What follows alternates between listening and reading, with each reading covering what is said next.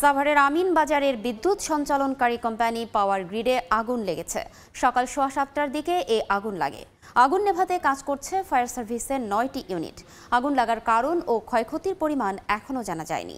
Fire service জানিয়েছে, আগুন লাগার খবর পাওয়ার 5 মিনিটের মধ্যেই ঘটনাস্থলে প্রথম ইউনিটটি পৌঁছায়, পরে যোগ দেয় বাকিগুলো।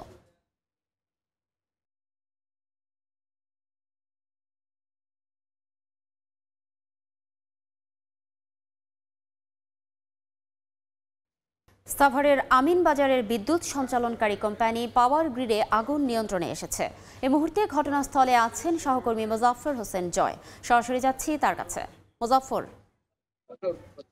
জানেন যে আজকে সকাল ৭টা থেকে হঠাৎ করেই সাভারের যে আমিন বাজার যে সাব স্টেশন বা পাওয়ার গ্রিড রয়েছে সেখানে কিন্তু অগ্নিকাণ্ডের ঘটনা ঘটে। আমরা মূলত এখানের বিভিন্ন সূত্র থেকে যে জিনিসটি জানতে পেরেছি সেটি হচ্ছে সাব স্টেশনের একটি ট্রান্সমিশনে মূলত যান্ত্রিক ত্রুটি অথবা যেকোনো সমস্যার কারণে সেখানে স্ফুলিঙ্গ হয় এবং সেখান থেকেই আগুন ধরে। মূলত এই অগ্নিকাণ্ডের ঘটনায় যে একটি সাব স্টেশনের একটি ট্রান্সমিটারে আগুন ধরার সাথে সাথে কিন্তু ফায়ার সার্ভিস এখানে চলে আসে এবং ৭টা থেকে এই পর্যন্ত প্রায় ২ ঘন্টা ব্যাপী আগুন নিয়ন্ত্রণে কাজ চালায় এবং আমরা যতটুকু জানতে পেরেছি সর্বশেষ তথ্য অনুযায়ী ১২ থেকে ১৩টি ফায়ার সার্ভিসের ইউনিট এখানে রয়েছে।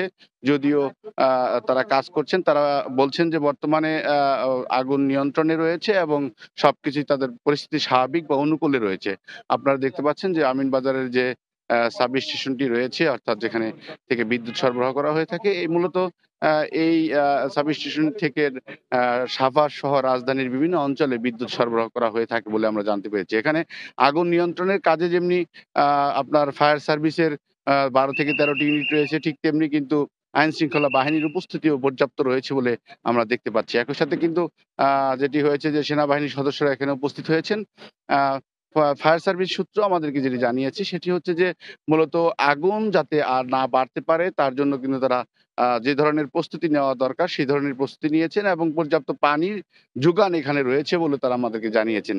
যার ফলে স্বল্প সময়ের মধ্যেই আগুন নিয়ন্ত্রণে আনা গেছে এবং বড় ধরনের কোনো আ আ সংখ্যা নেই এবং আ আ কোনো ক্ষয়ক্ষতির সম্ভাবনা নেই বলেও তারা আমাদেরকে জানিয়েছেন। মূলত একটি আ তারা যেটি বলছেন যে মূলত সাব স্টেশনের একটি ট্রান্সমিটারে যান্ত্রিক ত্রুটি অথবা যেকোনো একটি সমস্যা হওয়ার কারণেই এখানে আগুন ধরে গিয়েছিল। মূলত এই সাব স্টেশনটি কিন্তু বিশাল একটি এরিয়া জুড়ে এবং আ আ প্রাচীর রয়েছে, পর্যাপ্ত নিরাপত্তা বলয় এখানে রয়েছে। যা যার ফলে কিন্তু দুষ্কৃতকারীরা এখানে আগুন ধরিয়ে দেওয়ার কোনো সম্ভাবনা নেই বলে আমাদের কর্তৃপক্ষ জানিয়েছেন। তবে তারা বলছেন যে এটি শুধুমাত্র যান্ত্রিক ত্রুটির কারণেই এই ঘটনাটি ঘটেছে এবং এর পরপর ফায়ার সার্ভিস সহ জনবল যারা ছিলেন তারা কিন্তু আগুন নিয়ন্ত্রণে এনে পরিস্থিতি স্বাভাবিক করার চেষ্টা করেছিলেন এবং দীর্ঘ ২ ঘন্টারও বেশি সময় ধরে চেষ্টার ফলে কিন্তু আগুন নিয়ন্ত্রণে এসেছে। আপনারা আ দেখতে পাচ্ছেন যে মূলত সেনাবাহিনীর সদস্য সহ আইন সে আমাদের যে সাংবাদিক সহকর্মী রয়েছেন তারা কিন্তু এখানে রয়েছেন। একই সাথে ফায়ার সার্ভিসও এখানে উপস্থিত রয়েছেন।